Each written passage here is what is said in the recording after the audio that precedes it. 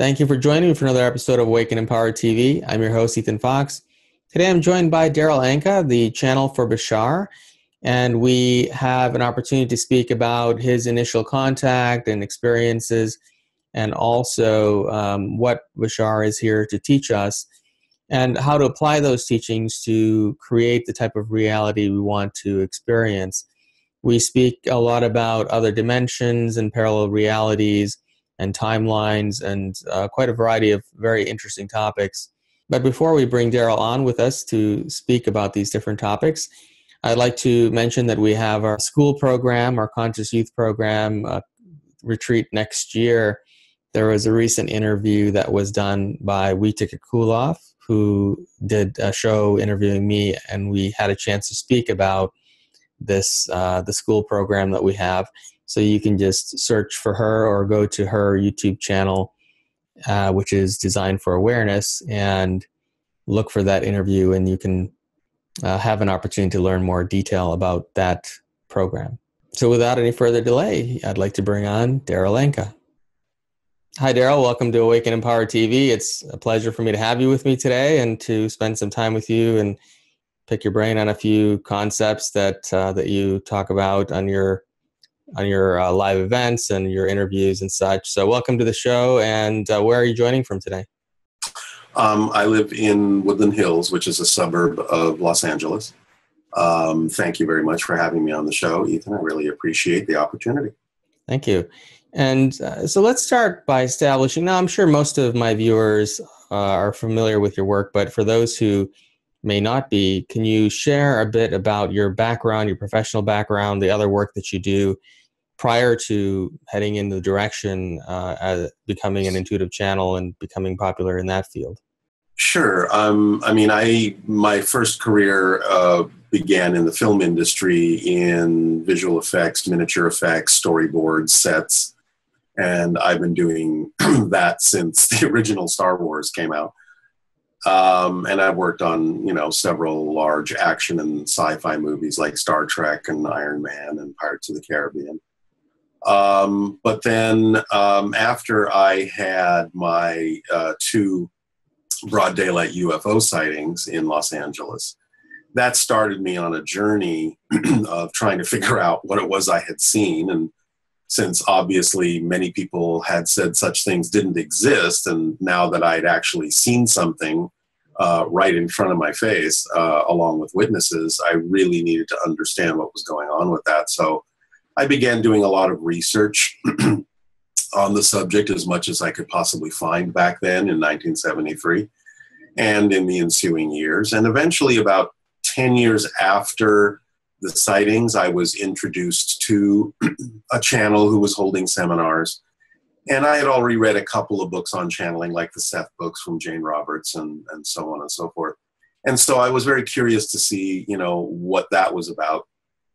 And I went to the seminars, and I thought the information was very helpful and constructive. And I listened to that information for a few months. And then eventually the entity coming through that particular channel offered to actually teach a channeling class. And I went into the class not because I thought I was going to become a channel.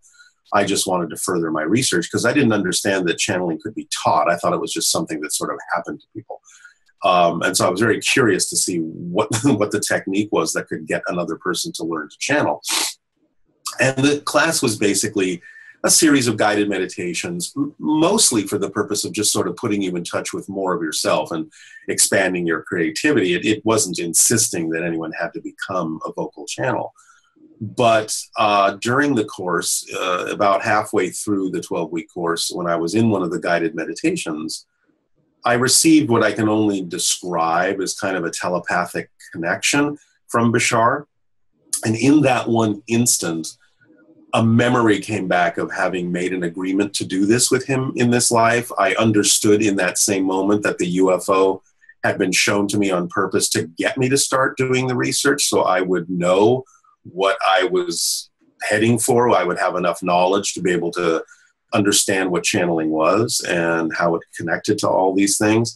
And the message that was there at that moment was kind of like, well, hi, now that you remember you made this agreement and now you know it's time to begin. Is this something you still want to do? Now, in that second, I thought, I didn't know if I was hallucinating. I didn't know if this was a side effect of the meditation or something, or if it was just my imagination. But I didn't tell any, the teacher, the entity was still guiding the class through the meditation. I wasn't saying anything. My eyes were closed. And all this was happening in my head in a split second. But in that instant, the entity stopped talking and turned right to me. And I opened my eyes and he said, there is an entity here for you now if you're ready to begin. And I happened to glance behind me, and one of the other classmates also had gotten an impression of Bashar that I saw in my head, and she was actually sketching it on a piece of paper. So I kind of immediately had two outside validations that it wasn't just my imagination. There was something real happening here.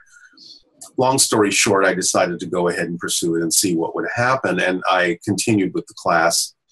I got enough practice that the teacher asked me to co-channel the next class with him. I did. And at the end of that class, a woman doing her first doctoral thesis paper on the connection between psychology and channeling was looking for subjects to study for her paper. And I volunteered along with several other people. And I would go to her house and she would sit in her chair and she would take notes while I would channel to her friends. So the first week was kind of like 5 friends, and then word spread, and the next week was 10 friends, then 20 friends, 30 friends. And as the weeks progressed, we had to do it twice a week, and then we had to start renting auditoriums because there was so many people that wanted to come. I started getting invited to different cities, and I started getting invited to different countries, and here I am 34 years later still doing this. So my film career and the channeling career have now paralleled each other for basically the past 30 years. So tell me a little bit more detail for those who are unfamiliar with your story about the UFO experience that you had early on prior to all this happening. Yeah, I was driving, like I said, back in 1973. I live in Los Angeles. And there's a, there's a Los Angeles side and there's a valley side. And I lived in the valley, and you come through a pass and go down this grade into the valley from West Los Angeles. And I was driving with a friend of mine named Tracy and her brother and my brother and sister in the back seat of the car. We've recreated and reenacted all of this in the First Contact documentary that we recently completed and is now available to people. So what I'm about to describe, people can actually see an entire reenactment of the 2 UFO sightings I had in the film. But basically what happened is, as we were driving into the valley down this grade, being the driver, I had a very straightforward view over the valley, and there's a hotel in the distance at the junction of the freeway I was on and another freeway, and hovering over this hotel were these bright lights. And I kind of thought, well, that's kind of a weird place for a small airplane to be, or then a helicopter. But as I kept driving down the grade, it didn't move. It was like it was definitely hovering over the hotel, not flying. And so I started bringing everyone's attention to it. And as we got closer and closer and closer, we could finally see that it wasn't a plane, it wasn't a helicopter, it was this black equilateral triangular ship hovering just out in front and above the hotel, with one very bright blue-white light on each point and a dull sort of orange-red light in the center underneath. It was about 125 feet up, and I say that because I know it's about a 12-story hotel, so I was able to get kind of a distance measurement that way. So we passed it, and we were going on the junction to go on the other freeway, and it was on my left when we passed it the first time. And as we passed it and went onto the other freeway on the interchange, it shot across the freeway. And so it was on my left again, and it just took off over the valley toward the mountains like it was riding on glass. I've never seen anything move like that. It was silent. It was smooth. It was literally like putting something on a sheet of glass and just like hitting it with your finger, and it just slides in a perfectly straight line into the distance over the horizon. So, we were all excited about that. We, never seen anything like that. We were all kind of stunned that it was there. we looked around when we were driving and couldn't see anyone else looking up at it. I really have no idea if anyone else actually took the time to see it or noticed it. But we all saw it. We all compared notes, and we all basically saw the same thing. Now, what was really weird is a week later, I was driving in another part of Los Angeles with one of the same people that was in the car the first time, my friend Tracy. And we were stopped at an intersection in the city. And suddenly, again, this craft, or one just like it, just flew right over the intersection, probably no more than about 70 feet up. I mean, we were just stunned because it was like, why is this happening again? And so I took off after it, and it was zigzagging kind of over this residential neighborhood. And I started trying to follow it. Tracy was sticking her head out the window, riding shotgun, trying to direct me because there was a lot of trees, you know, in the neighborhood. And I kept losing track of it, but she would be able to say, well, it's over there, turn left. It's over there, turn right. And so we kept following it. And eventually we sort of lost track of it completely. And just on a hunch, I made a right-hand turn onto this residential street. And she screamed, "Stop the car." And I slammed on the brakes. And we both looked out the window, and this thing was hovering just about 60 feet above the car. You know, this black triangle with this orange light in the center. It was about 30 feet on the side, so it was quite large above us. But it just shot straight up into the sky in the blink of an eye and just disappeared into the clouds. And we got out. We were looking around, and besides the experience of the UFO itself, we were quite shocked to see that there was absolutely no one around in the neighborhood. No one was watering their lawn. No one was walking their dog. It was just like this whole thing happened in this weird sort of suspended reality, and no one else witnessed it but us. So that's what really started me on my journey researching all of this, because once I had seen something like that close in broad daylight, I knew such things existed. And having been told that such things didn't exist, I certainly realized that the world was completely different than what I had been told it was, and that I really needed to find out what was going on. So that's when my research began. Now, from what I understand, the being that you channel, who goes by the name of Bashar, is a pilot of these types of ships, right?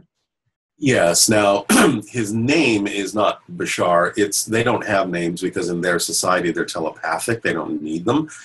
But he knew we needed to call him something if this was going to happen. And the interesting thing is in that first initial contact in the class, in the telepathic connection, the word Bashar was there. Now, I thought it was his name. I only found out years later when somebody who spoke Arabic, because it's an Arabic word. Part of my background, part of my culture is half Arabic. That may be why it was chosen. But I don't speak the language. I had no idea what it meant. But somebody who did speak Arabic told me years later that the word means messenger or human being and bringer of good news. So it's obviously representative of what he's doing, but it's not literally his name. It's just a title more than anything. Now, was he piloting those ships that you saw? According to him, yes. That was his craft. And that's why that connection was made and why it was shown to me, to sort of jog me into doing what I needed to do at that point. Now, from what I understand, this particular consciousness exists in a race that is in a slightly different dimensional reality, right? A parallel reality from ours, similar to ours in many ways, like the idea of many parallel realities are. But since they are in a parallel reality, we can't really see their star system, and they have to make a shift to our reality in order to interact with us physically. But if we were to overlap, let's say, their reality with our reality, their star system would be about 500 light years in the direction of the Orion constellation. And they live on a planet that's somewhat similar to Earth, although there are some major differences to it as well, which we also demonstrate through computer graphics in the film. And how is it that you and the group of people you were with were able to see the ships if they exist in a slightly different dimension? Did they bring that ship to this reality? Yes, that's what I mean. He has shifted into our reality in order to be able to be seen by us. But I still find from many different kinds of UFO cases that they have the ability to manipulate their frequency to such a fine extent that sometimes in UFO sightings that I've researched, you'll find that some people in the group will see the ship and some people in the same group will not be able to see the ship because they're not on the same frequency level. That's why we were wondering if anyone else outside of our car actually saw this when we first had the sighting, because no one else seemed to be looking up at it. Now, many years later, I did see that. I had never, ever heard of a black equilateral triangular UFO. All of them had been, saucers or spheres or cigar-shaped ships in the reports I had read. But several years later, after my sighting, that was the very first time I heard of someone also mentioning a black equilateral triangle. And only, this is odd, only last year did someone else finally come up to me and say that at the same time I had my sighting, did they also see the black equilateral triangle over LA? So for the first time, I've got a confirmation from someone else for my particular sighting of that particular ship. If you were able to see that and others weren't, does that mean that you and some of the people you're with were actually existing in a slightly different aspect of or dimensional awareness than the majority of people who were around you at that time? It's possible. Again, it may have just been that Bashar and his people have the ability to sort of scan and pick up whatever your frequency is and adjust their appearance to that specific frequency or general frequency that we might have all been sharing at that moment, since we are all in the same car in close proximity. And we're all very close. I mean, we're really kind of like one family. So it's possible they may have been able to fine tune to our frequency, regardless of, what reality we were in. So essentially what I'm trying to get at is, does that speak to the reality that we're all in slightly different frequencies? Well, yes, we all do have our own individual frequencies, and the only reason that we appear to share a common reality is through some form of higher level agreement between our separate consciousnesses. It's almost like we're all agreeing to play a particular game, and therefore we all sort of see the same things in general, although obviously there are people whose frequency might be different enough that they see things other people cannot. Sometimes we call those people crazy, but that doesn't necessarily mean that they're not actually seeing a reality. It just may not be the consensus or agreed upon reality of the mass consensus. So tell me more about Bashar, who he is. I understand he's a future incarnation of your soul, right? But tell me more about him. Linearly speaking, I mean, of course, from Bashar's point of view and his understanding of how things work, everything exists all at once at the same time. And that the idea of the past and the future are sort of illusions that come from having a space-time frame of reference in the way that we do. So we have to see these things as in different time zones, because otherwise we wouldn't be able to function in this reality. But so both of us do exist simultaneously, but from a typical, let's say, standard way of looking at those things, yes, he would be considered a future incarnation. I would be considered one of his past incarnations. So in that sense, you could say we're the same soul in two different time frames. Which from his perspective is why the connection could be made in the way that it did happen. He describes his society as being a race of hybrid beings. Now, this is a very big story, a very long story about exactly how they came about. Again, we delineate all of this in the documentary First Contact. So people can certainly get more details there. But in a nutshell, it goes something like this. People that are familiar with phenomena such as alien abduction and the Greys understand, at least to some degree, that there seem to be extractions of genetic material from humans on Earth by the Greys that people have said they are using to create a hybrid race. Something halfway between the Greys and us. Bashar basically says he is one of the results. His society is one of the results of that hybridization program, and that they are now sort of here to help us, giving us information, sharing information that will help us evolve in sort of a payback for their existence. Because from Bashar's perspective, the beings we call the Greys are actually not an alien race, technically. He is saying they are a mutated race of humans from a parallel Earth that destroyed their version of Earth, mutated into what they now appear to be as the Greys, and have come here and into other parallel realities where human DNA is still viable. By using the human DNA that's viable, they've been able to save their culture, save their race, perpetuate their species through the hybrids. So in return, the hybrids are making sure that we don't go down the same path that the Greys took in their history, in their parallel version of Earth, where they destroyed themselves, because they see a lot of similarity here in terms of what we're doing to our environment, what we're doing to ourselves. And so they want to help us avoid that path. And that's one of the main reasons why they're making contact in the way that they are at this point. So in many ways, they are kind of like our descendants, and they feel that we're family, and they feel connected to us. And by sharing this information, they believe that not only will they help us, they'll help themselves by allowing us to connect and make contact with them and enlarge the family in that way. Now, Bashar describes himself as a first contact specialist. Can you explain what that means?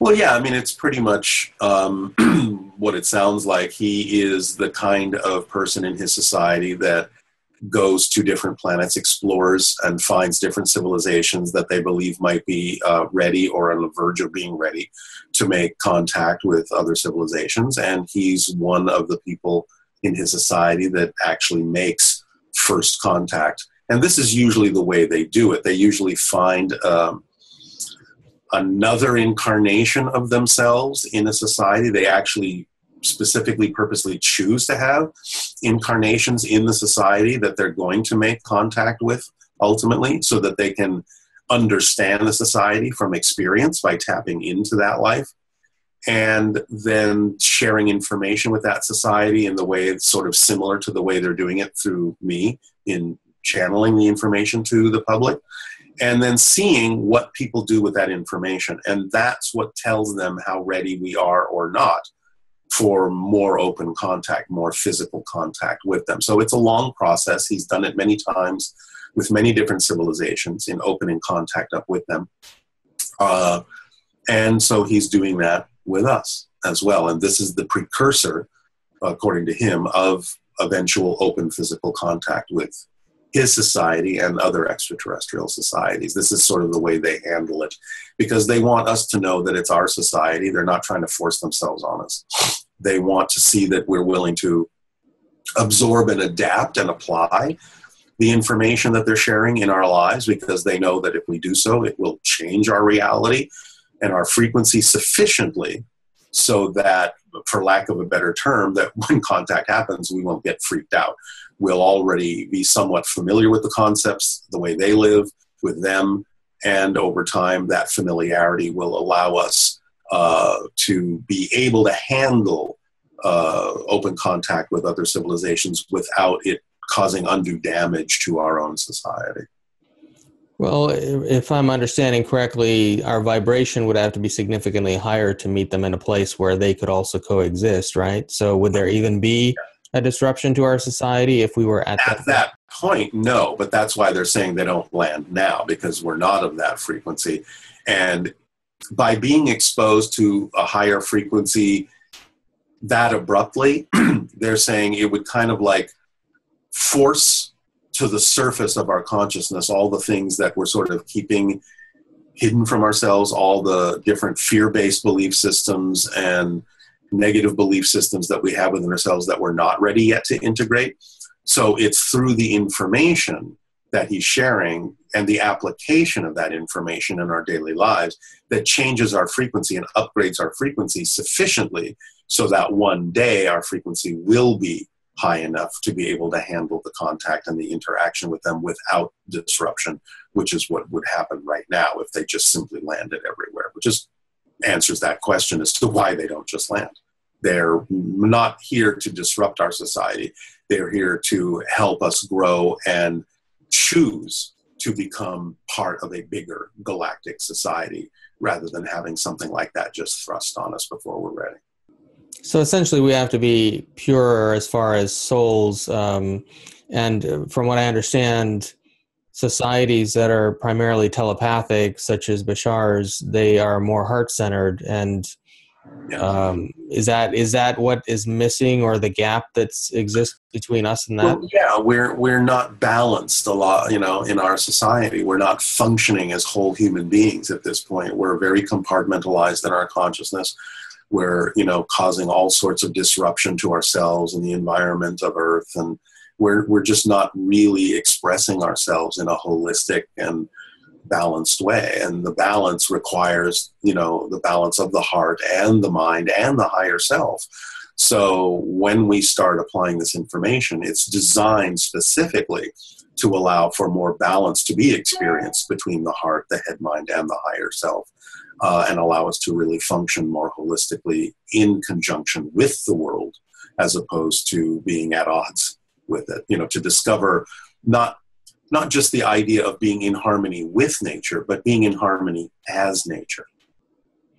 And we're not going to channel Bashar today, but before my viewers ask me why we didn't do that, can you explain Bashar's reason for that? At this point in what he's doing, he is really specifically focusing on channeling in person for people, because there's a real energy exchange that he feels is of paramount importance. And so he's just now for quite some time not channeled during interviews like this.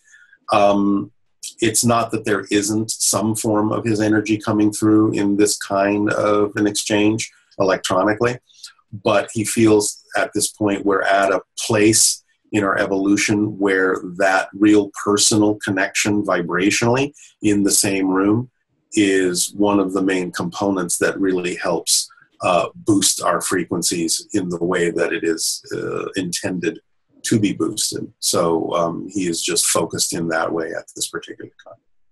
So would you consider yourself a trance channel, kind of like Edgar Casey, or an unconscious channel? And in these conversations we're having between you and me, are you channeling at all any of that information, or am I speaking with Daryl primarily throughout the whole thing?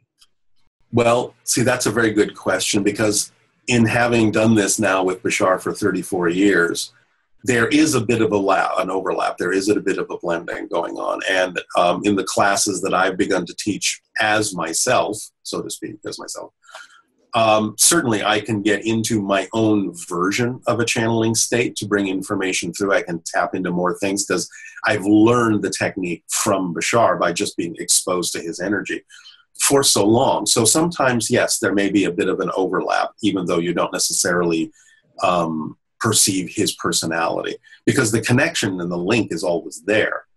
It's just not always for the purpose of him and his personality coming to the forefront. So I can tap into that whenever I need to. The idea of the channeling is to understand that channeling is a natural state. We all do it. Anytime we do what we love to do, we're in a channeling state.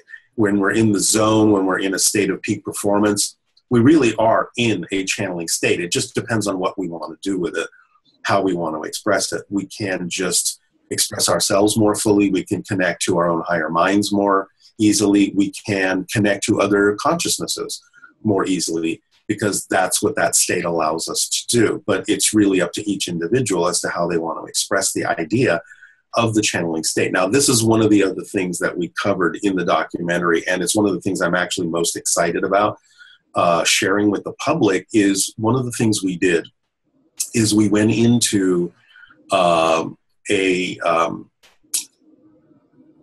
a facility where I was wired to an EEG machine, a brainwave machine. And I did a channeling in that facility for the purpose of finding out what goes on in a person's brain when they're actually in a channeling state. We wanted to know that. We wanted to see if there was any scientific evidence of a change in the brain. And what we discovered, without giving a lot away, and again, this is all revealed in the film, is there are profound changes in the brain during the channeling state. Some that are not even supposed to be physically possible according to modern science. So we were very excited to present that information scientifically for the first time in the First Contact documentary. But suffice to say, it's not technically a trance state. It's actually a state of heightened awareness and heightened connectivity. The channeling state is equal to what is known in brainwave terminology as the gamma state. It's a very high frequency. It's above 40 cycles per second. And anytime anyone is really focused in what they love to do, following their passion, they go into the gamma state, above 40 cycles per second. It causes the brain to function much more holistically. There is a lot of connections that are made in the brain that are not normally connected, that start working coherently with one another. The processing speed of the brain goes up significantly. Information is absorbed, synthesized, and output at a much more efficient rate and in a much more efficient way. There are many, many kinds of changes that happen in the brain during the gamma state, during the channeling state. So it's really something that allows the channels, especially in this day and age, to become more involved and more engaged in the process.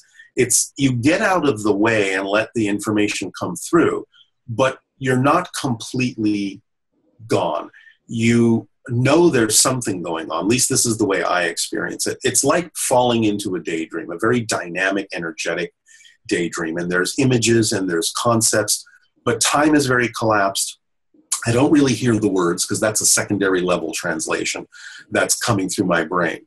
But I get the concepts absorbed into me into the way I need to use them in my life, even though I don't necessarily understand exactly the way he may have explained it or translated it to the person that is asking the questions of him, because I don't need to hear that. That's for them. And I get what I need out of it. But the whole idea is that with each generation of channels, I've discovered there is more and more and more conscious awareness of what's going on, because the whole idea is it's not just for the person receiving the information from Bashar. It's also for the channel's growth and evolution as well, to be able to know that they can become, in a sense, their own version eventually of the entity that they're channeling, that they can tap into information in the same way that those entities do. And that's part of the process of, shall we say, growing up on Earth as a person that is more capable of raising their frequency and performing in much the same way that the extraterrestrials we're in touch with say that they function in their world. So it's a very give and take kind of a process, and everybody gets something out of it. So along those lines, would you say that all of the significant creations and inventions throughout history, such as, let's say, the iPhone or even Edison's inventions, were all created from that channeling state? I think so in general, yes. It's a state that brings a lot of inspiration. It's a state that connects you to information that you need. Even Einstein himself sort of laid this out, because he was, to paraphrase him, saying that you can't really solve a problem from the same level in which the problem was created. You have to go to another level in order to find the solution. So it's that level that the channeling state sort of takes you to, where you're able to sort of perceive things from a very different perspective, from a much more holistic perspective, a broader point of view, a bigger picture point of view. And it allows you to see connections to things that you otherwise normally might not see. And so, yeah, I would agree that it's that creative state, that gamma state, that probably has been responsible for most of the creative inventions in the world and most of the progress that's been made. So essentially it's a so we are at this moment in this linear timeline having a physical human experience, but it sounds like the channeling state is a state of multidimensional experience. Is that? It is. Okay. It is. It brings us closer to our being as spirit. It helps create a balance between the non-physical and the physical so that we are functioning on more levels, I believe. And it expresses itself that way, which is, again, I think why in the channeling state you are able to connect to other consciousnesses in other dimensional realms. It's because you're operating on a frequency where that's just more likely to happen because you're in that multidimensional state yourself. Having watched a number of Bashar's channelings, it seems to me that he has a core teaching or philosophy that he is here to impart. Can you share the gist of that idea? Sure. The thing that I like about the way Bashar delivers information is he takes what most people might think of as very esoteric sort of new age concepts, and he brings them down to earth, no pun intended, by rendering them into pragmatic and practical explanations and tools that we can apply here and get a physical effect from. He understands that we're physical beings. He understands that these concepts cannot be left in the atmosphere. They have to be able to be applied. A result has to come from them. His basic message is that it's very important for all of us to follow our passion in life, to act on our highest excitement, because the way he explains it is that experience, that sensation itself of what we call excitement and passion, is our body's physical translation of our true core frequency for each individual. So the things that we are passionate about for a reason. It's because that is our path of least resistance. That is our compass needle pointing to our magnetic north. And by acting on those things to the best that we're capable of acting on them, but with the caveat that we can't necessarily assume or insist on what the outcome is going to look like, he's actually delivering in those three principles, acting on your passion to the best you're able with no insistence on a particular outcome. He's actually delivering a tool, a formula for how reality works, for how we create our experience of physical reality. It's not just a philosophy. He's actually delivering an instruction manual for the structure of existence and how we can use that structure, that machine, more consciously in order to create the reality we prefer. So he's giving us formulas. He's giving us an actual toolkit. He's giving us an actual instruction manual. And there's more details than that in it. And he explains them in great detail as to how it works, because he wants us to understand that we have the ability to understand this. And it's not that mysterious. He's basically said, look, all these things that we're sharing with you, he said, it's no different than if someone gave you an instruction manual as to how to operate one of our automobiles. You would read the instructions and you would understand that you have to put a key in the ignition and you have to turn the engine on, and that you have to put the car in gear, and that you have to step on the gas to go and you have to step on the brake to stop. He said, I'm literally giving you instructions that are that precise, descriptions of reality that are that physical, and if you just follow the instruction manual, you will see that your reality works. In their civilization, they basically call it synchronism. They operate on pure synchronicity. They are always exactly where they need to be, when they need to be. They're interacting with exactly who they need to interact with, exactly when they need to interact with them, getting the information they need exactly when they need it. And they're saying, we can achieve this. We are already doing it. It's just that because of our belief systems and the negative fear-based belief systems that a lot of us have bought into, what we're mostly using the structure of existence to do is to create negative synchronicity, which reinforces our experience that things are not working. When things are working, it's just that the input is negative, so the output is negative. So he's saying if you just start giving it a positive input and understand how these tools works, then you will always get a positive and beneficial effect in your life no matter what the circumstance looks like, because it's only about how we define our reality that determines how we experience our reality, since we're creating the reality to begin with, in a sense. He talks about physical reality as being nothing more than a reflected mirror, a projection and a reflection of our own consciousness. So it's really about us understanding who we are, how we operate, how reality operates, how consciousness operates. And he's giving us the instruction manual to understand that. So essentially, he's teaching us the mechanics of creation. Yes. Now, so from that standpoint, do we have any structures that are pre-existing that we have to function inside of, or can those mechanics be applied to create anything? For example, what I mean by that is, do we come into our physical incarnation with a plan to experience certain things that we cannot change? Yeah, I mean, it's like saying that there is both destiny and free will, but we're creating the destiny from a higher level. And we can refer to the destiny kind of as a theme that we're exploring in this life.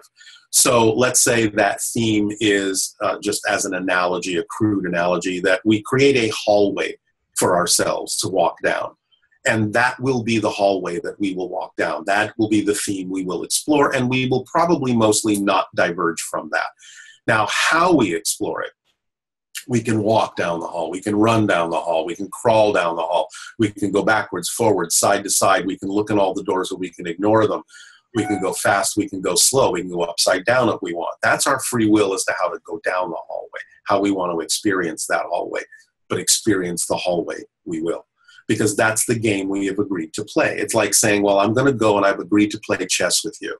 Well, we're going to play by the rules of chess. Otherwise, we're playing a different game. So we'll stick to the rules of chess. But I get to use the kind of pieces I want. As long as they move like chess pieces, it doesn't matter what they're made of. It doesn't matter what they look like. I can use whatever strategy I want that's different from your strategy. As long as I'm following the rules of chess, it doesn't matter what my strategy is. So there's a lot of flexibility in how you play the game, but we're playing that game. And so to bring this down to more tangible terms, what does the hallway look like? Is that, for example, the family we choose to be born into, the part of the world we live, and perhaps even maybe we choose to have certain types of illnesses or issues in our lives? Could that be possible? Sometimes. Yeah, we basically are looking to learn how to transform negative into positive, limitation into more freedom, darkness into light. How we choose to do that, there's a billion creative ways, well, 7 billion creative ways to do that. So yeah, we set up the parameters in general, sometimes very specifically, sometimes more generally. It just depends on what theme we're exploring and what we need to experience. Sometimes only very specific things will work for the theme we're exploring. Sometimes we can allow a general sort of idea. Well, if this happens, that'll function. If this happens, that'll work fine. If this happens, that'll work too. So it just depends on what that particular being is exploring and how specific they need it to be. But yeah, we generally pick the parameters like family, general circumstances, sometimes other kinds of life experiences to come into our lives to give us the ability to create those transformations. Because what this is all about is sort of, as a greater spirit, we kind of have to forget who we are in order to remember who we are, but from a new point of view. If we only remain in a timeless state, nothing changes, nothing grows. So we have to kind of forget and focus ourselves in this space-time way in order to have an experience of the process of change and in order to discover a new perspective of ourselves from a new point of view. Otherwise, we can't have the experience of growth because, you see, the structure of existence never changes. It's only our perspective and our experience of the structure that changes, and that's what creates creation to grow, is our different perspectives and of the structure. It's sort of like a hologram. All the information of the hologram is in that one space, on that one piece of film. The entire pattern is there at once. But depending upon the angle we look at the hologram from, we get a different perspective of the image in the hologram. So it's the same with physical reality. It's very holographic. And we sort of have to choose the perspective in order to see something new of ourselves. And the only way we can do that is by creating different scenarios in which we are capable of experiencing different processes to be able to gain a new point of view. Is it possible that someone comes into an incarnation, for example, let's say born into a poor family, and they live out their lives in relative poverty? Can they alter that by entering a state of excitement and anticipating being affluent or wealthy, or is that a fixed thing? I think so. No, I mean, well, again, it depends on what the soul is choosing. If the soul says, look, I need to experience a life like this and not be able to change that for some particular reason of its own discerning, then sure, that's possible. I mean, it's basically anything you can imagine. And many people will put themselves into those circumstances, not even sometimes because it's what they need to get out of it, but they know that by being in that circumstance, the interactions they will have with other people will actually allow them to get something out of that, to learn something by having interacted with a person in that circumstance. So there are as many reasons for the way lives unfold as there are people. There are so many choices of how a soul can learn something or allow someone else to learn something by interacting with them in the conditions that they've imposed upon themselves, that it's really almost limitless, even within a limited reality. So you really have to kind of take it on a case-by-case, person-by-person basis to figure out why that person may have either intentionally chosen the experiences that they're having, or at least been open to have whatever experiences are going to happen based on whatever beliefs they bought into, so that they can recognize that they either do or don't have an opportunity to change those beliefs and change the circumstances in their lives. Again, you kind of have to do it on a person-by-person basis to really understand all the different ways that we have of experiencing this kind of a reality and growing from it. Because remember, the soul and the spirit are eternal and infinite. And in some ways, it doesn't really matter if you learn or don't learn one particular thing in a life. You're going to have an opportunity forever to experience a number of different things that can give you whatever information you want. So from the soul's point of view, there's no hurry, there's no rush. You don't have to learn a particular thing in one particular lifetime. So what is the actual practical application of these mechanics of creation if one doesn't know whether or not they can actually change something in their creation, and whether that is something that is the hallway that they chose that is inflexible? Well, that's what the application is there to show you. The application is there to show you whether you have chosen the ability to change. Now, I would say that based on observation, most of us are on that journey. Most of us are here exploring a theme of transformation, where we do have the ability to wake up and realize that we're creating our reality, and we can change it to be more in alignment with what we prefer it to be, how we would prefer to express ourselves as creative beings in life. So I would say that for the majority of people, the application of these principles will demonstrate that we have the ability to change our reality, and that the inability to do so would be, at this point in our evolution, at this point in our history, would be relatively rare. In Bashar's experience, so I'm assuming that his race is always in this state of excitement of creation. Yes. They operate, like I said, in pure synchronism. They have evolved to the point where they no longer need to experience the idea of negative effects. They understand that they could still choose to do that, but they simply don't choose to do that, because to them, all the choices, both positive and negative, are fundamentally equal and fundamentally neutral. And therefore, they can choose what they prefer without invalidating what they don't prefer. It's really just a matter of a neutral choice that they're making, because for them, there is no other choice. That's just the way they prefer to exist. So they've evolved to a point where they've learned to do that. It's simply now automatically in their nature to do so. So explain to me, how is it that they're choosing what they prefer if all things are synchronous? I mean, in our human experience, all things are synchronous as well, right? We just are not conscious of the fact that they're all synchronous all the time. Yes. I mean, they're operating with more knowledge that that's the case. And it's not that they don't still experience some degree of time. So they understand because they are still somewhat physical. They're evolving out of their physicalness, but they are still somewhat physical, which is one of the reasons why they can relate to us so well.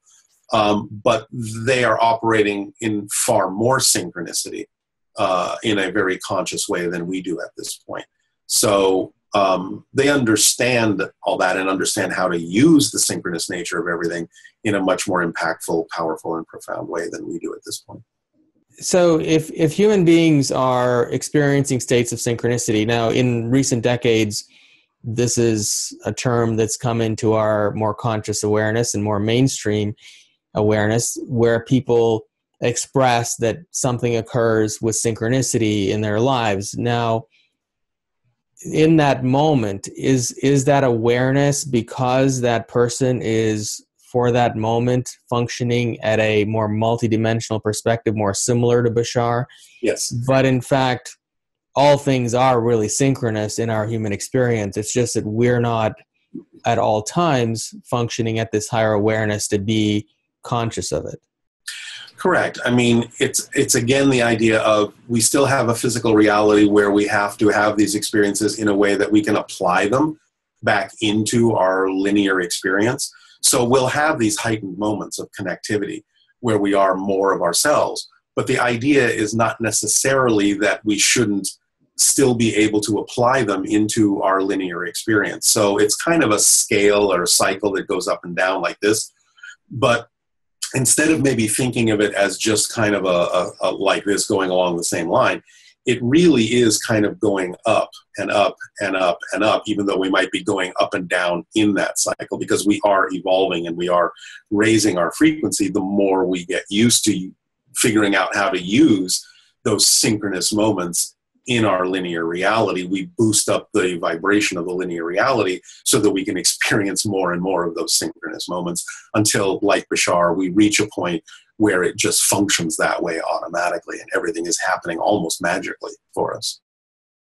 Why did the mechanics of creation even matter if we are functioning in a state of constant synchronous awareness? I mean, in that state, wouldn't we just simply accept the wisdom of every experience that's happening as being the natural process of our journey?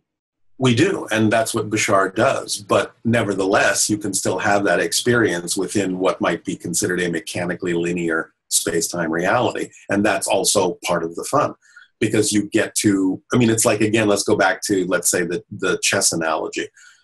You know, somebody who masters chess still enjoys the game. There are still an infinite number of ways to explore strategy in playing that game. No matter how good you get, you never stop learning, you never stop growing, you never stop discovering new ways to think about the game, new ways to play the game. So just because you've reached an incredibly high level doesn't necessarily mean that you stop playing the game, if you can still find more ways to have fun doing so. So if, let's say, someone is primarily functioning or has been functioning from a state of negative emotions, fear, and that kind of thing, can simply practicing getting into a state of excitement more often move them toward creating the kind of life that they want? Or do they need to get to the core of what that fear is? Or will simply getting into the state of excitement eliminate the fear in the process of moving toward what a life that is more exciting? It can help to start that way, to do the things that excite you, to follow your passion, because one of the tools that Bashar explains belongs in the toolkit of excitement is the reflective mirror. And what he means by that is, when you're acting on your passion, one of the things your passion and excitement does is reveal to you any belief system within you that is actually out of alignment with that excitement by comparison. So part of your excitement is to find the things within you that are not part of your excitement. And by revealing that to yourself, by finding out what those definitions are and identifying them, they're easier to let go of. So it's kind of a combination of the two. You can start following your excitement to help you discover what those beliefs are, or you can start by discovering what those beliefs are to help you follow your excitement by letting them go. But it is of paramount importance to understand to some degree and in some way what those definitions are. Because from Bashar's perspective, you can't change what you don't acknowledge exists. If you're unaware of what that belief is, you could start repeating the same behavior over and over again, no matter how much you want to follow your excitement, because the excitement's going to keep revealing it to you. But if you don't do anything to let it go, then it's just going to repeat itself. So the excitement has done its job by bringing it to your attention.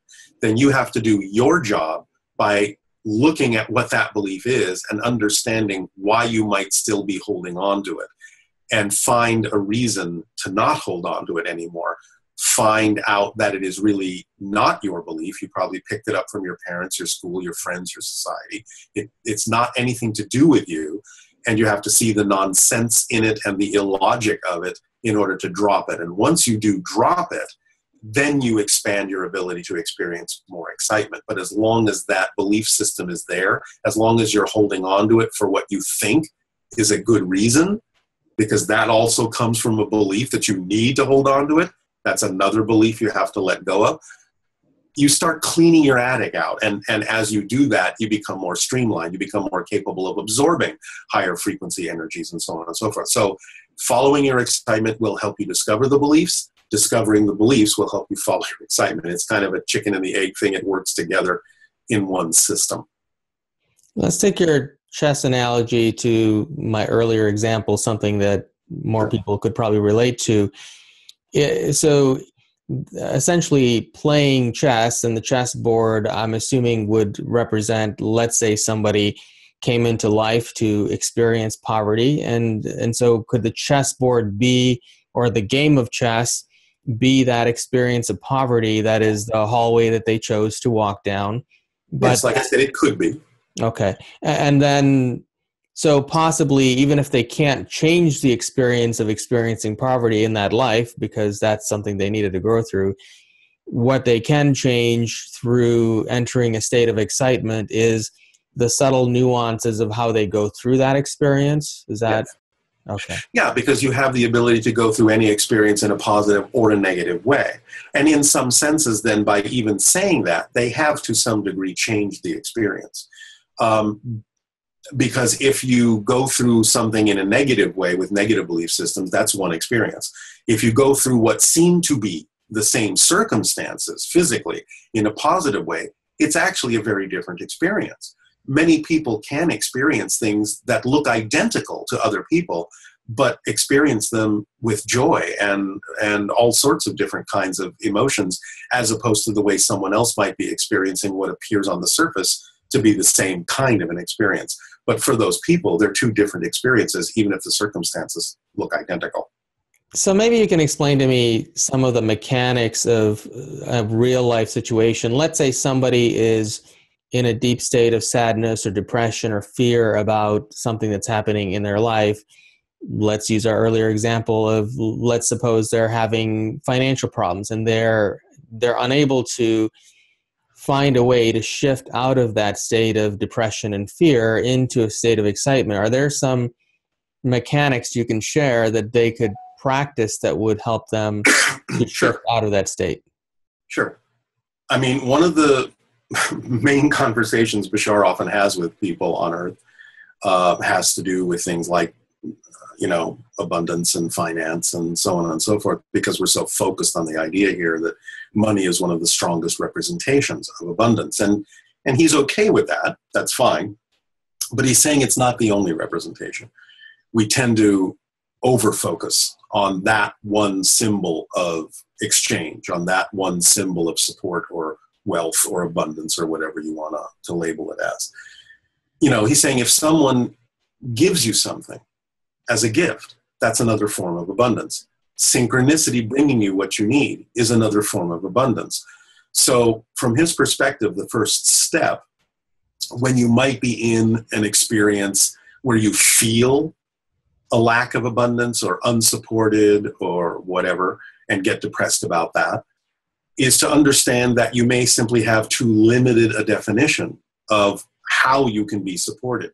You may actually be, with a limited definition, closing the doors through which other forms of support and abundance could be coming to you, but because of your, let's say, insistence that it has to look a certain way, that it has to come in a certain form, you're actually narrowing the channels through which other forms of abundance and support could come to you in your life that you may need in that form, more than you need in the form that you've been taught to think must show up in your life.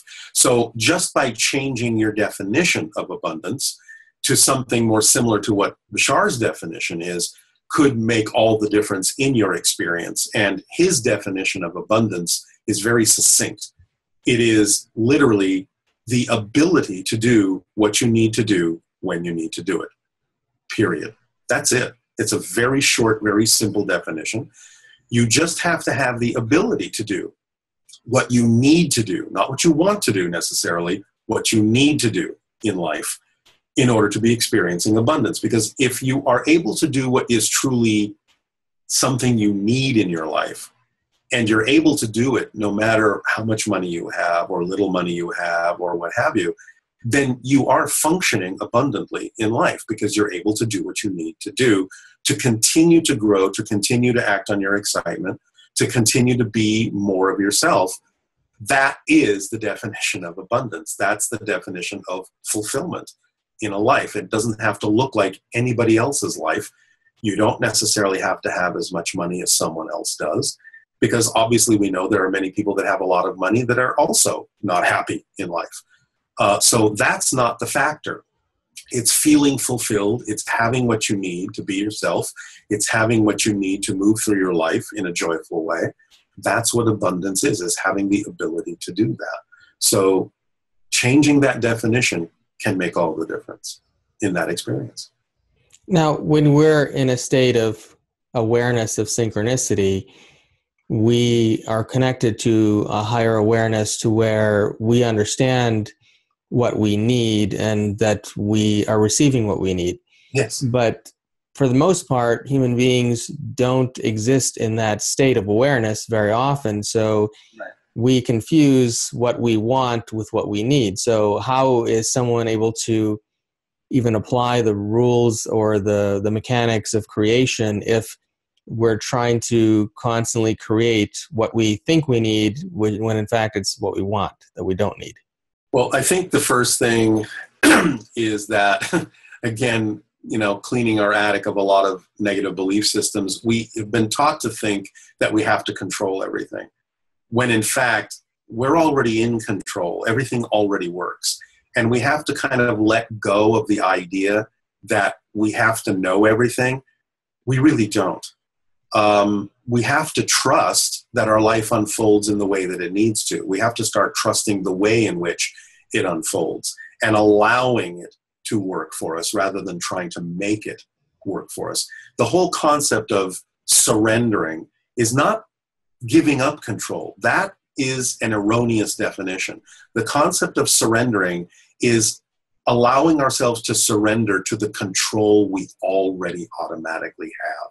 If we would just relax into the flow of the way our life unfolds, we would automatically see that it contains the synchronicity that brings us what we need. A lot of times what we want is the product of our negative ego thinking that that's what it needs, because we've been taught to believe, well, if you don't have this, you're not successful. If you don't have this, you're a failure.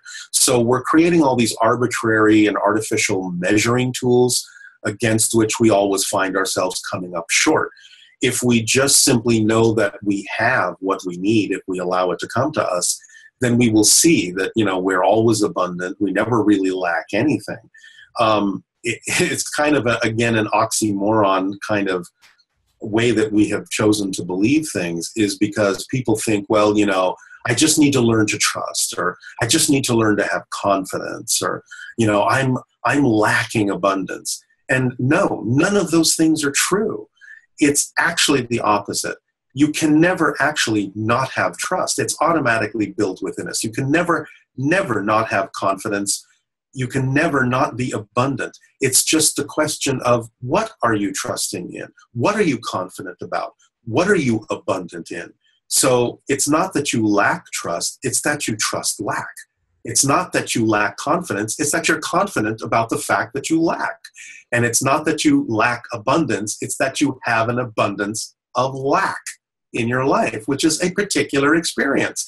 So if you don't prefer those, stop trusting in that, stop being confident about that, stop creating an abundance of something you don't prefer to experience. You always are abundant in something. You're always trusting something to be true, and you're always confident that certain things are true. So it's not about learning to do those things. We automatically do them. It's about learning to put your trust and confidence in what you prefer them to be in. It's about turning those definitions around and therefore having a different experience. And that's why it's so important from Bashar's perspective to really be clear about your definitions in life.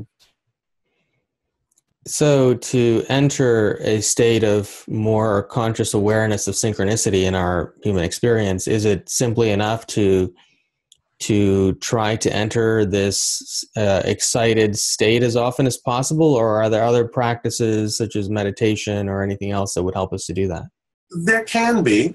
Well, first of all, I would amend by saying we don't try to enter it. You either enter it or you don't. Trying is its own experience. And if you want to spend time trying to do something, then that's its own experience and that's fine. But trying to do something is not the doing of a thing. And it goes back also to the idea of wanting. What people don't understand and what would allow them to probably stop wanting is its own state. It's its own experience. And if you want something, all you're doing is perpetuating a state of wanting. Wanting is not having. So I think when people wrap their minds around the fact that wanting this and wanting that is only going to keep them in a state of wanting this and wanting that and not having this or having that or experiencing this or experiencing that, they'll probably finally get the point and they'll stop wanting and start simply allowing themselves to attract what they really need so they can actually have an experience instead of wanting to have experiences. But to go to your question, this is what Bashar calls permission slips.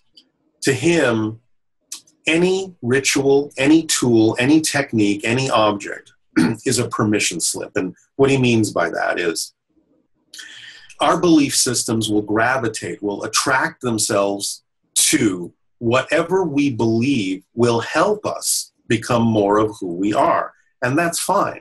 So if we're attracted to meditation, the reason we're attracted to it is because our belief system says, this will work for me. This will allow me, in fact, to circumvent any beliefs I may have that are holding me back.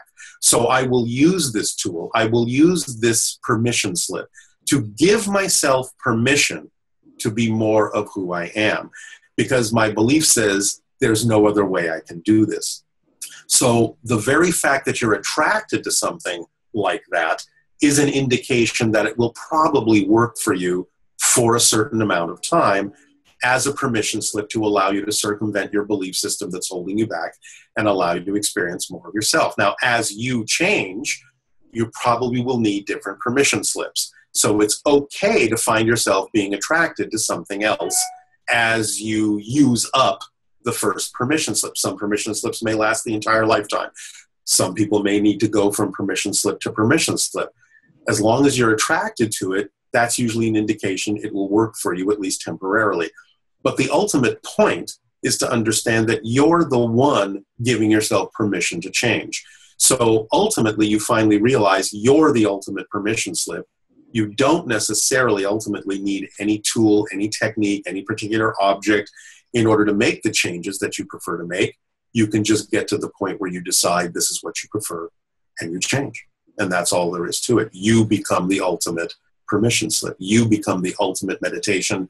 You become the ultimate technique. Now, some people go through their homes and they get rid of all their old things, or they minimize their lives to where they live with very few material possessions. Mm-hmm. And it often radically changes their lives in positive ways. Now, changes their health sometimes and brings in more abundance. Are material possessions in any way connected to our ability to create? Does the having of more possessions in some way limit or restrict our ability to create something else or the life we want? Yeah, it can, it may not. I mean, again, it depends on the person, but this is exactly what I was saying about the definition of permission slips. Any ritual, any object, any tool, any technique is a permission slip. So getting rid of things in your house, collecting things in your house, both of them can be permission slips that work for people depending upon their belief systems. All I'm saying is, as long as it's not an addiction, an obsession, which is the negative side of that idea, as long as you are truly attracted to something, you're attracted to it for a reason, and probably that reason is it's a permission slip that will work for you as long as your focus and intention is to change for the better, is to improve yourself, is to grow and learn. So that is basically the bottom line to any of those kinds of physical activities, like cleaning your house out or collecting certain objects or what have you. But again, it's not about getting caught up in that action or getting caught up on those objects, getting caught up in that ritual. Ultimately, it's the understanding that the ritual is simply substituting temporarily for your ability to make a decision to be a different person. And all you have to really realize is it's just a decision. It's just a choice. And if your belief systems are all in alignment about that, then you won't necessarily need any other tool or permission slip to know that you can simply change by making a decision. And it's that simple. Is there any sort of relationship between, so from what I'm understanding, you saying material things themselves have no real impact in and of themselves. It's just they often are a permission slip for us to believe one way or the other. I mean, again, physical reality isn't real. Therefore, it's kind of like whatever we design them to be, whatever meaning we give them, is the effect we get out of them. They're fundamentally neutral, empty props. But we're designed to give life meaning. The experience itself has no meaning other than the meaning we give it. It's just like an empty vessel for us to fill. If we fill it with negative meaning, that's the effect we get. If we fill it with positive meaning, that's the effect we get.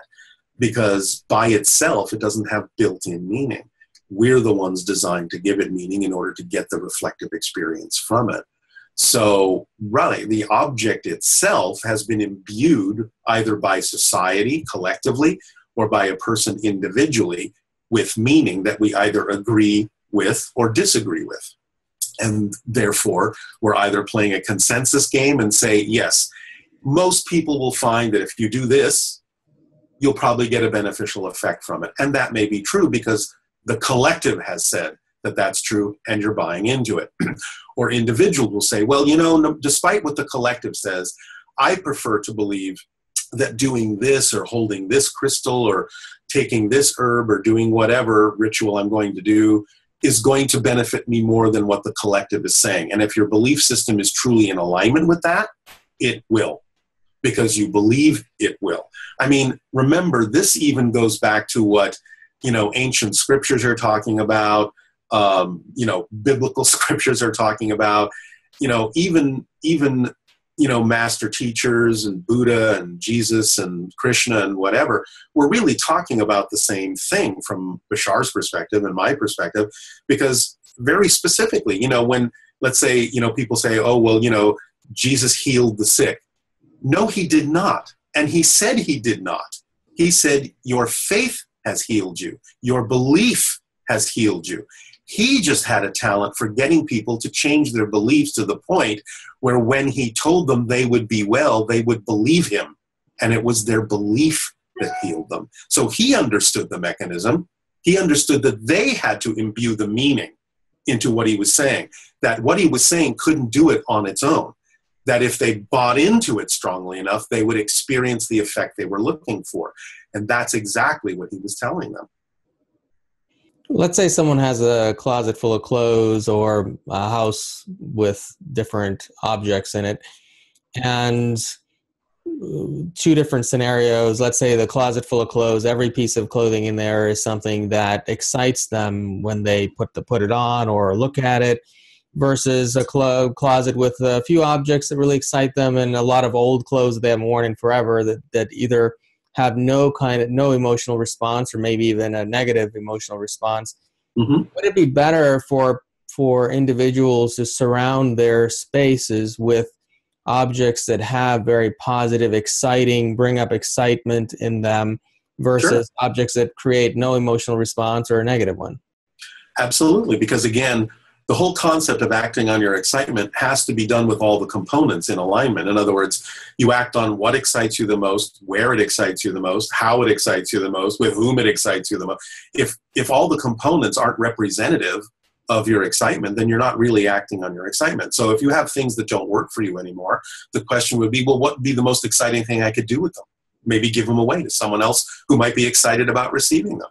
So you have to be in touch at every moment with how you wish to respond in the most exciting way with the things in your life. Because it's not about what happens to you, it's about what you do with what happens. So if what has happened is you have a lot of clothes, to use your example, in your closet that simply don't excite you anymore, well, what would be the most exciting thing you could do with them?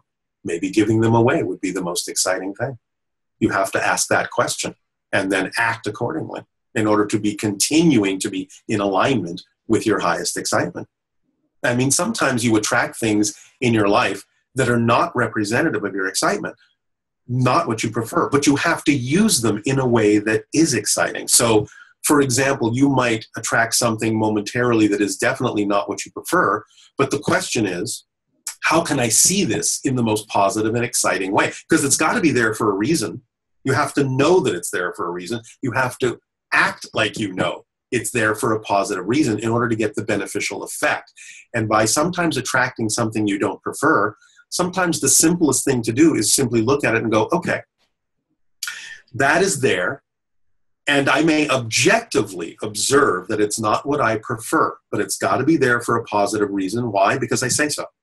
And therefore, if for nothing else, if for no other reason, this thing may have shown up at this particular moment to give me more clarity by contrast on what I do prefer.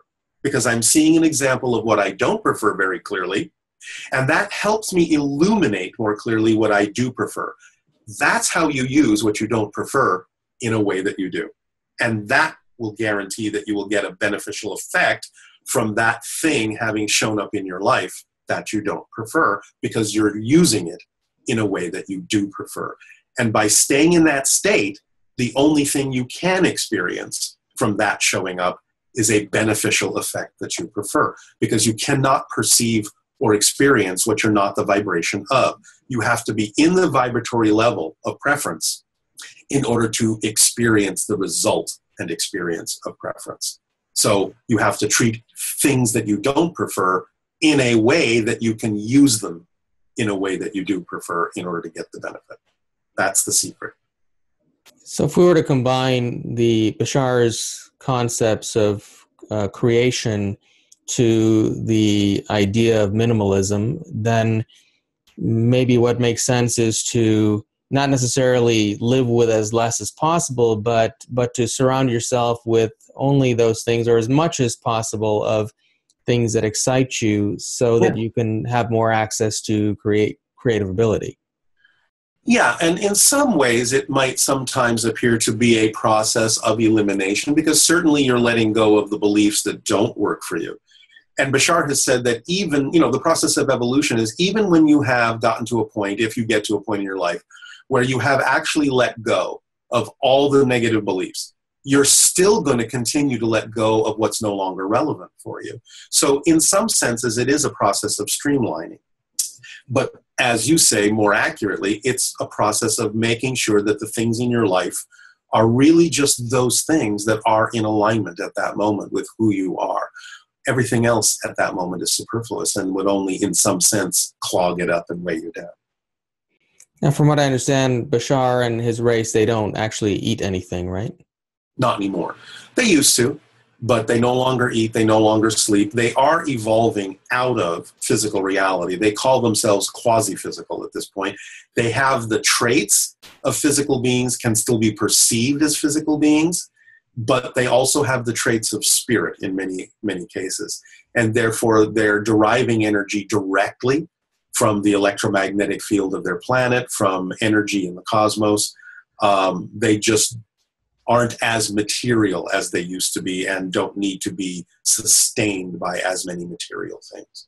But, again, there's nothing wrong with being sustained by material things. Again, it's just about how you go about doing it and whether you do it in a aligned and positive and beneficial and respectful and appreciative way. Now, there are some human beings who practice different methodologies such as sun gazing or breatharianism, that allows them to eat less food or to eat no food. And so if that works for them, that's great, but I don't think anyone needs to force themselves to be more spiritual. I think you have to follow your natural proclivities of what excites you. I think you have to pay attention to your body consciousness and telling you what it needs and follow your natural biological rhythms. I think it's a natural process of evolution. It's not something that can be forced. I mean, that's like saying, we have ways of forcing you to have fun. I mean, it's just relax. You'll get there. If you have the intention to expand yourself, you'll get there. But you have to trust the synchronicity of what your life brings you to show you what the next stepping stone is for you that will work best for you. You can't really just force it and say, well, I'm just going to skip over these next 5 stones. If you really need to go through those 5 stones, then you really need to go through those 5 stones. All you have to know is that you can go through those 5 stepping stones in the most joyful, positive, beneficial way that you can. And therefore, why not go through them? Because they're only going to be fun. They're only going to be to your benefit. So why avoid them? Well, along those stepping stones, some people do go from eating, say, a meat-based diet to a live foods diet, or juicing more. And it seems like people who go on that journey, at least those I've spoken with, do experience higher states of joy and awareness. I'm not saying lightening up doesn't do that for you. Certainly it does. All I'm saying is it's not something that can be forced. It's something that has to happen naturally for you. When you raise your vibration, you will naturally lose interest in certain things. And therefore, you will probably tend to go lighter with things. I mean, in some ways, this all kind of comes down to Bashar's very succinct philosophy about achieving enlightenment, which he says the first step toward achieving enlightenment is to simply lighten up on yourself. So by lightening up on ourselves in a variety of ways, certainly that can allow us to experience more enlightenment and more joy in our lives. So yes, for whoever that kind of process works, by all means do it. All I'm saying is it's not something that can be forced. It's something that will happen naturally to you as you raise your frequency. So do you foresee that as we evolve as a consciousness, collective consciousness, that more and more people will just eat lighter foods or not eat at all as we evolve on the journey to meeting at the same frequency that Bashar exists? Yeah, probably. I mean, and again, as you pointed out, you are seeing more people do that. So that's probably an indication of an overall evolutionary direction that most of us are going in. And because Bashar has said that they don't eat anymore and don't sleep anymore, that's probably an indication of where we're all headed. Now, whether that happens in the next 100 years, 1,000 years, I don't know. And again, it might happen differently for different individuals. Different individuals, even within the collective bubble, can move differently than the entire consensus. So for some individuals, it might happen in one lifetime. For other individuals, it might happen in generations. It just depends on the individual path. But generally, so we have a collective consciousness that we all agree to participate in, but we also have our individual awareness that we participate in. So there are, in these times with alternative media and so on, there are a lot of people who are following shows like this, and people who are very much immersed in a lot of the government or conspiracy theory type of stories that are out there. Now, would you say that let's take, for example, chemtrails. So a lot of people are very upset about chemtrails, but then there is a whole segment of the population, the mainstream, who don't even believe that they exist. So is it possible then that they only exist for certain people because of their focus on them existing? And if they did Yes, not have that awareness, they would not exist in their reality. that is possible. That is possible. I think at this point, as Bashar has explained it, we are really looking at the overlap of many different realities, and we are beginning to experience the splitting into different parallel realities. So there will be people who will experience one thing and other people who will not have that experience at all. It doesn't mean that we can't address those issues, because we are able, in most cases, to still observe the different realities at this point, even if they don't affect us. It's almost like living in different glass cages where we can look through the wall and we can see somebody else experiencing a different reality that doesn't affect us at all. Just because we can observe it doesn't mean we're living in that reality. We are still in a reality where we can observe different parallel choices. But I think it's for the purpose of making a choice as to what kind of a reality we each prefer. And that as we do so more and more, the different realities will sort of crystallize unto themselves. And eventually, in the years to come, some people may be experiencing one reality and others may be experiencing a completely different reality. And we may ultimately never experience the people that are experiencing a different reality. They may no longer be in our reality. I think we're beginning to see these kinds of things, and I think it's actually become predominant enough that I believe it's been given a label, and I think it's been called the Mandela Effect, where people are starting to remember different histories. Even though they both swear that what they're remembering is accurate. And it's not just at this point, I believe, a matter of having forgotten what happened. There are people that are actually experiencing different histories and remembering the way things happen differently from other people. And I think that's one of the first indicators of these parallel realities splitting apart to actually give us different histories, different realities, different futures. So ultimately, we may experience only the reality that we're focused on, vibrationally aligned with, and other people may only be experiencing their reality. And ultimately, we may never experience theirs anymore at all. So if I'm living in a world where there are chemtrails, for example, and I don't want to live in that world, do I simply shift my focus to living in a world where those things don't exist, and by doing so, that world is created? In a sense, yes, but it's also about what you mean by shifting your focus, because in this case, it would mean getting in touch with your belief systems that attracted you to have that kind of an experience and finding out why you would do that.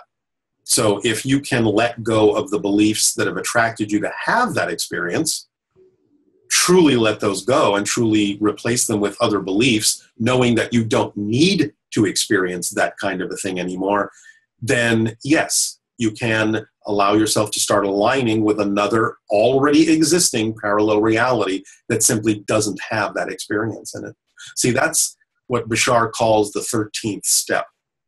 And what he means by that is all the different realities already exist. There are already different versions of you in every reality. It's not that you ever change the world you're on. It's that when you change yourself, you automatically shift to a version of reality that is already more reflective of the change you've made within yourself and simply doesn't contain the things that you no longer need to experience. So by really aligning with that frequency, you really become a citizen of a different parallel version of Earth. And even if you can still see the other version, you're not affected by it anymore. Well, if that's the case, then is it possible, if we have multiple versions of ourselves experiencing different realities, if we come into this human experience that where we're intending to walk down a particular hall, using our earlier example, for example, let's say we're born into a life where we're meant to experience poverty, can we shift out of that hall to an entirely different hall where that doesn't exist, where we experience wealth? Yes, because I think that's one of the major themes that's different now than has ever been happening before on Earth, is that we can actually now shift hallways. That's one of the things in our hallway, is that we can shift the hallway.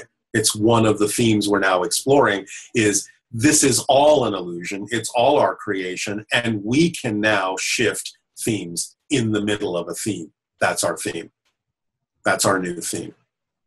So from that standpoint, anything is really possible in creation. Not anything in creation overall, yes. And it's not about what's possible. It's about what's relevant. It's about what's probable. Anything is possible, but is it relevant? That's the question to ask. Is it relevant in my life? Is it possible I could suddenly turn into an alien that's blue and 12 feet tall and has 6 arms? Sure, it's possible. What's the likelihood? What's the probability I need to do that? Almost zero. So it's not about saying what's possible for us. It's about saying what is probable, what is relevant for the path that I'm on. And many things are relevant, but not necessarily all things are possible on that limited path.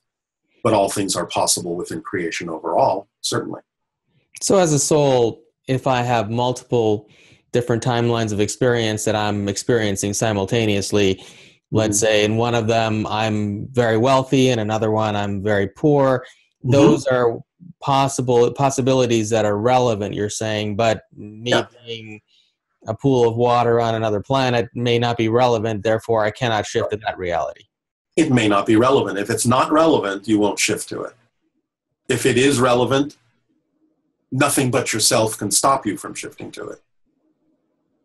What do you think about now in this time that we're in, and a lot of ancient prophecies have forecasted this being a shift to an age of higher consciousness, and that we would go through a lot of earth changes, and certainly a lot of intuitives in the last 50 or so years or more have forecasted this to be a time of great cataclysms and pole shifts, and a lot of which has not yet occurred, at least not to that degree. Do you believe that those did not occur because we as a collective awareness chose a path that was different from that, and that's why?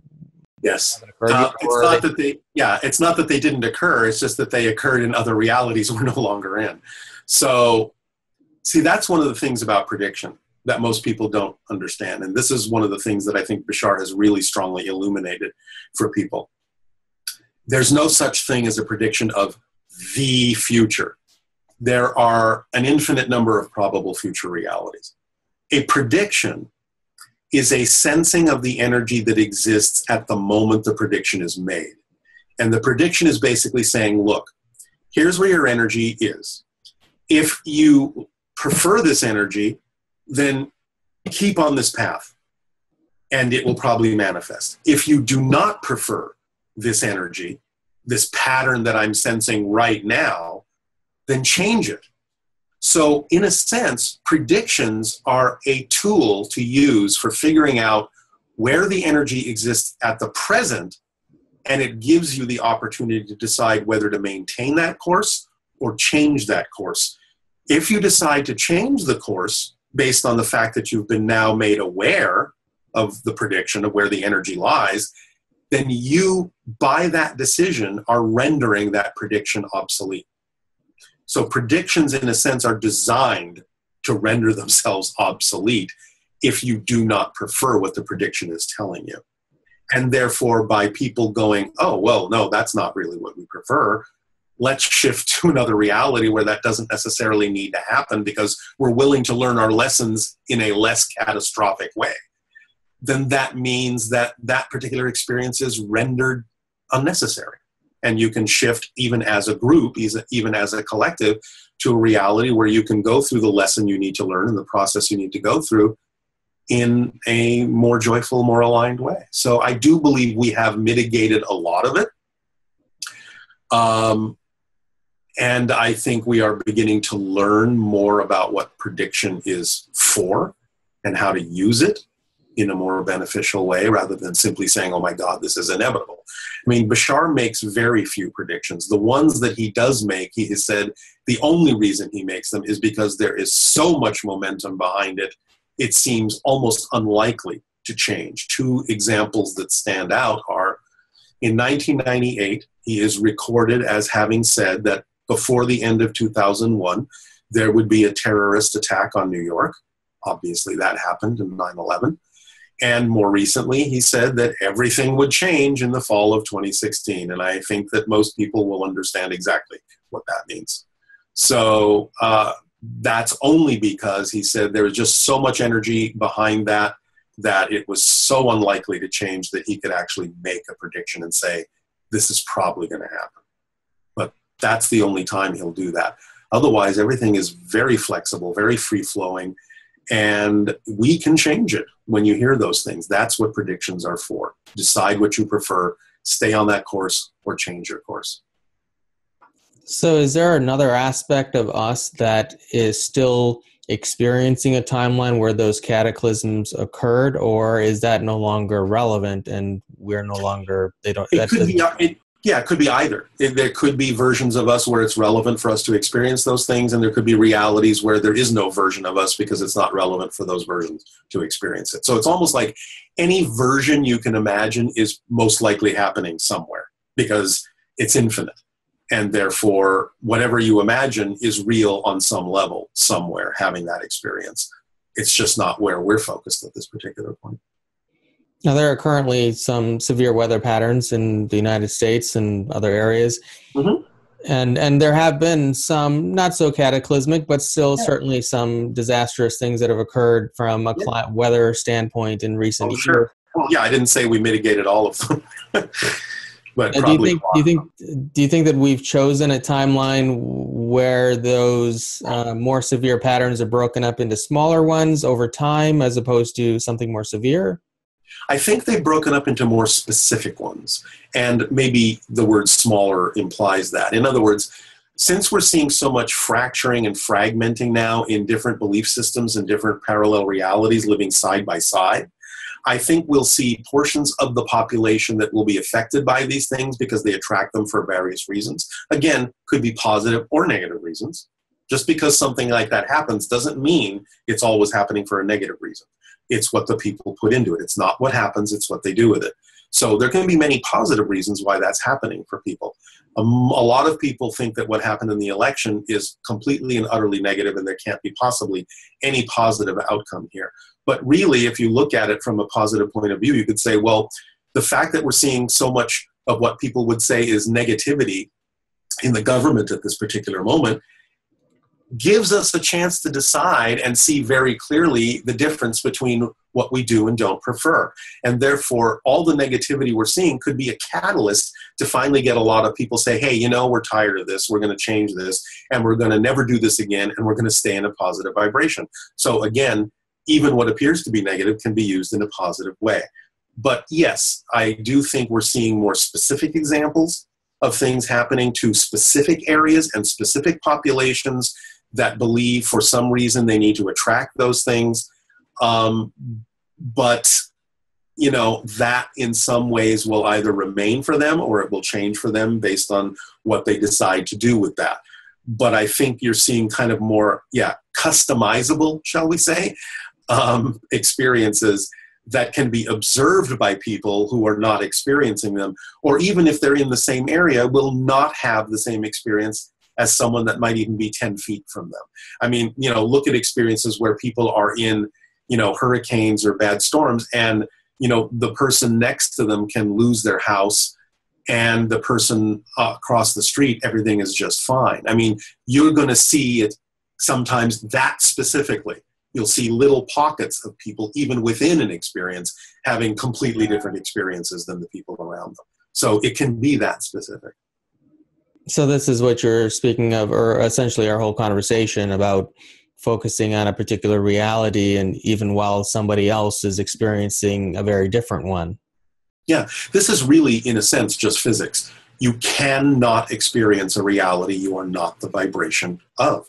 Conversely, whatever vibration you are, that's the only reality you can experience. So this is why it's so crucial for people to be very clear about their definitions and belief systems, because a lot of people have very contradictory belief systems without even realizing it. Even in people who are understanding to some degree of the idea of following their excitement, you will still hear them say things like, well, I am following my excitement, but what if I follow my excitement and then something negative happens? That's not a definition of excitement. That's a different definition. So they confuse and clutter the definition of excitement, which by definition, nothing negative can happen in, with a different definition that says, oh, if I follow my excitement, something bad might happen. That's not a definition of excitement. That's a wholly different definition, and therefore a wholly different reality, and therefore a wholly different experience. So they have to be very clean and clear about what their definitions are, and listen to what comes out of their mouth and pay attention to what they believe to be true or possible for them, because that often will determine exactly why they're experiencing things in the way that they are. Is a state of excitement in any way related to arousal that happens through sexual arousal, for example? Is that the same? It can be. It doesn't have to be the same, but it can be. There's a positive and negative way to use anything. So yes, in the positive sense, yes. In the negative sense, no. And I don't understand what's the negative sense of that situation. Well, the negative sense could be things like you're getting aroused by, negatively dominating someone, or controlling someone in that experience, or using it in an addictive way where you're not really looking at the reasons why you're putting yourself in that experience. Again, you have to take it on a person-by-person basis, but many people get addicted to things because they feel that something is missing in their lives. And they can get addicted to drugs, they can get addicted to sex, they can get addicted to food. And that's usually the negative expression. So they can say, well, I get excited about doing this. But what they're actually saying, if you dig deep enough, is they're saying, I am so anxious and full of anxiety and fear that I have to cover it up with something so I don't have to face that. And therefore they will, in some senses, be fooling themselves by using the word excitement. But anyone that is actually a balanced person could easily discern that what they're really saying is, I'm not really in a state of excitement. I'm in a state of anxiety here. And I'm covering it up with something so that I don't have to look at it because I'm afraid to. So you have to be able to tell the difference. You have to be honest within yourself to know the difference. Now, are the lower chakras in any way related to creation? The reason I ask that is because one of the ways that we very clearly have accepted the idea of creation in our human experience is the bringing of children into this world, which is a merging of energies that occur in those lower energy centers. Well, I would actually say that even though the focus might be on the lower energy centers, I would say that all the chakras are involved. All our connections are involved in some way, shape, or form. It's just that we may not be focused on all of them during a particular act. So, it's an energy system. And just like any energy system, whether it's non-physical or physical, certain parts of the system that perform certain functions are going to be the focus. That doesn't mean that the rest of the system isn't operating. So it just depends on what your focus is at that moment that determines what part of the system seems more apparent or prevalent than any other part.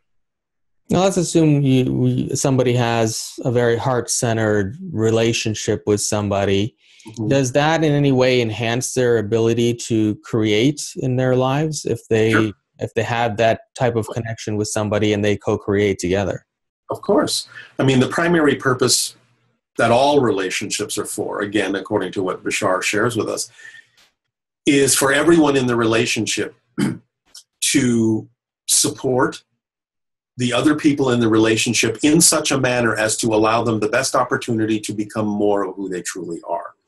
So that would be a very balanced, heart center, head, higher mind kind of position where you are allowing and supporting the other person to really shine, to be who they are, to discover more of who they are, to be themselves, rather than imposing any kind of an expectation or an insistence or an assumption about what the relationship is supposed to be. You are allowing the relationship to be what it is. And that is a more heart-centered place, but it's also a more balanced place. It doesn't leave the mind out. It doesn't leave the higher mind out. It's a very much more balanced kind of position. Does Bashar's civilization, do they have male-female types of partnerships, or like we have here, or is it different there? They do. But again, they allow relationships to be what they are. They don't impose any particular assumption or expectation on what they need to be. They take them as they come, and they learn from them what they need to learn from them as long as they last. And they just assume nothing about why they're supposed to be there. They just experience them to the fullest that they can, supporting everyone in the relationship to the best that they can, knowing that that's the only way to allow the relationship to really fulfill the reason it showed up in their lives. Let it be what it is instead of imposing any assumptions about what it's supposed to be. So in a sense, he has kind of said that, not that they have the same ritual that we do by any stretch, but he has sort of said, if you really want to think of their civilization as being in one family, if they want to think of them as being in one marriage, that might be more precise. No one is left out. They really are in one relationship with each other, and whatever forms the individual components take are what they take. And do they have some sort of physical interaction that's required in order to create children, or is it some other? It used to be physical in the same way that we do it, but now at this point it's an energy act. In other words, what he's described is the different beings will create an energy bubble literally in between them in the air. And in that energy bubble, a new body will form for the child. And then it will be materialized. And somewhere around the age of 3, the child is aware enough of itself and its purpose in life to start sort of roaming beyond the family unit. Because they're all telepathically connected anyway, it's not like a child is ever really out of sight, out of mind. And all of the adults are the parents of all the children, and all the children belong to all of the adults. Again, it's truly one family, one marriage. So nobody's ever out of touch. Nobody is ever not learning from whoever they're interacting with. It's a very, very synchronous kind of reality.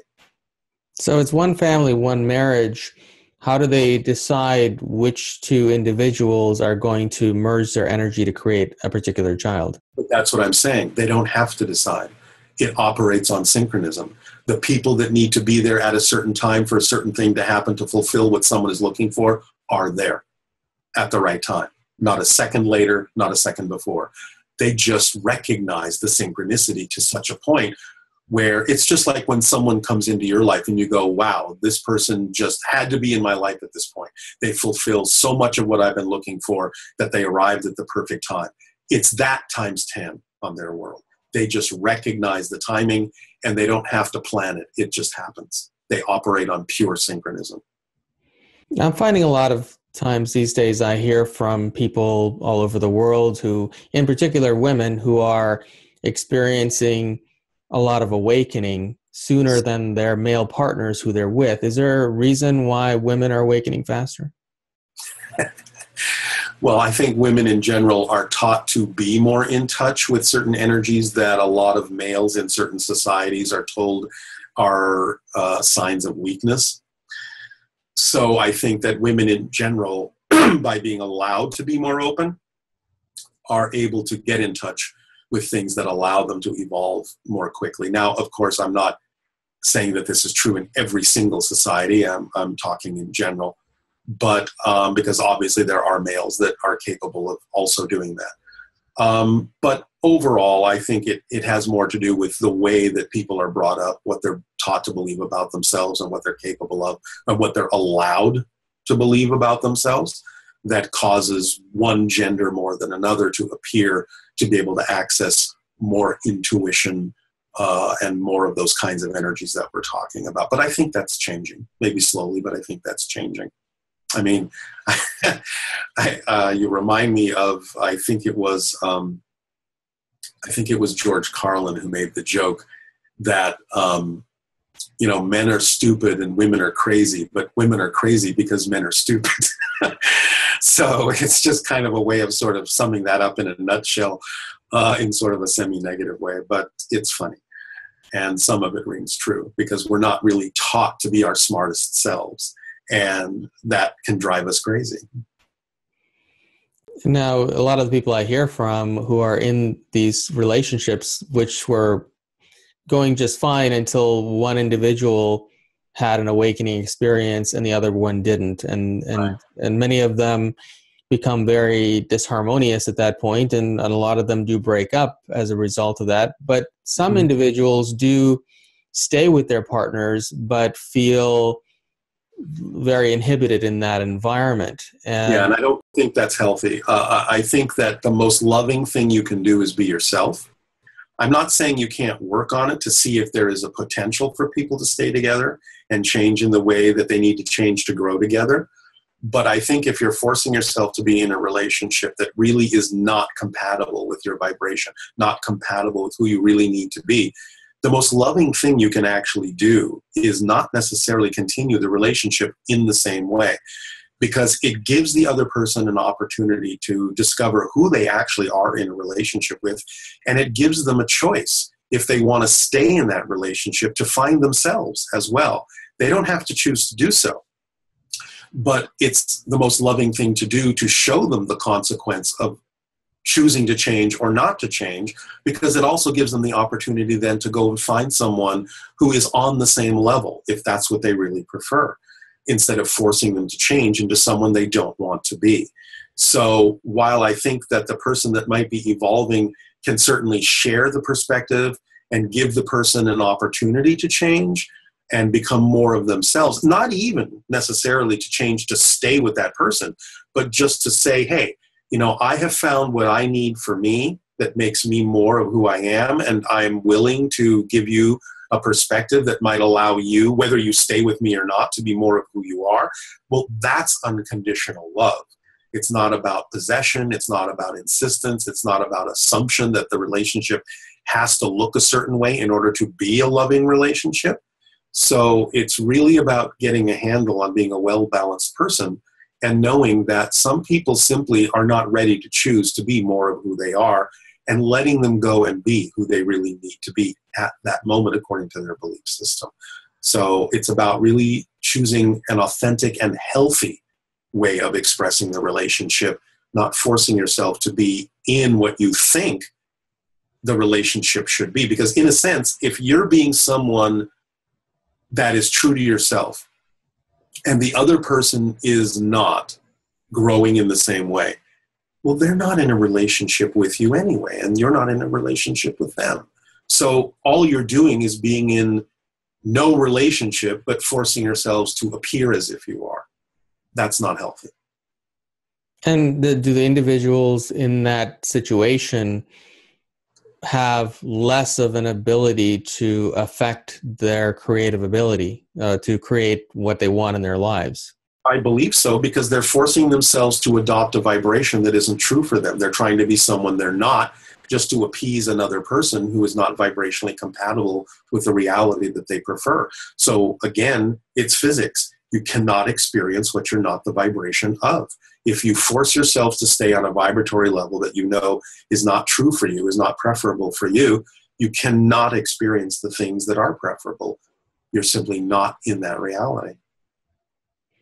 So tell me about this film that you're working on that just came out, and what does it entail, and Yeah, where first, can people find it? it's called First Contact, and it is the story of how I became a channel, of who Bashar is, of what his basic concepts are about, and that it is, in a sense, a precursor, potentially, to open contact with his and other extraterrestrial civilizations. So we wanted to do it to demystify the whole concept of channeling, as we explained before in our conversation, that it's something everyone can do, everyone does do from time to time. We wanted to sort of break those myths apart. We wanted to show that there are certainly more things going on in the world than many people think, and offer them an opportunity to sort of expand the way they think about these kinds of things.